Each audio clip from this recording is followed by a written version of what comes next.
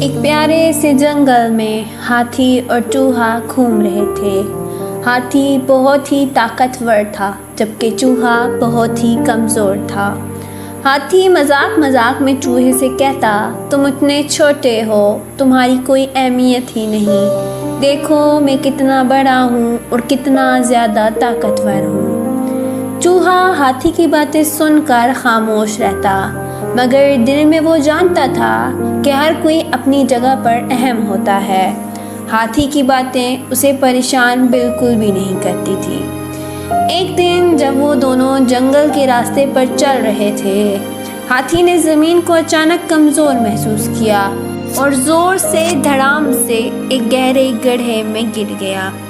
گڑھا بہت بڑا اور گہرا تھا اور ہاتھی اپنی طاقت کے باوجود بھی اس میں سے نہ نکل سکتا تھا۔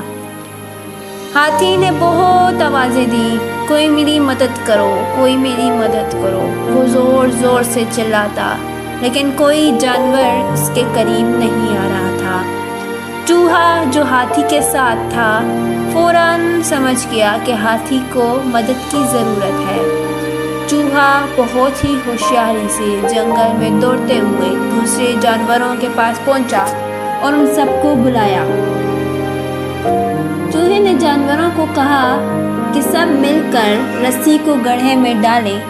ہاتھی نے رسی کو اپنے مضبوط ہاتھوں سے پکڑا اور جانوروں نے پوری طاقت سے اسے کھینچا اور وہ گڑھے سے نکل گیا۔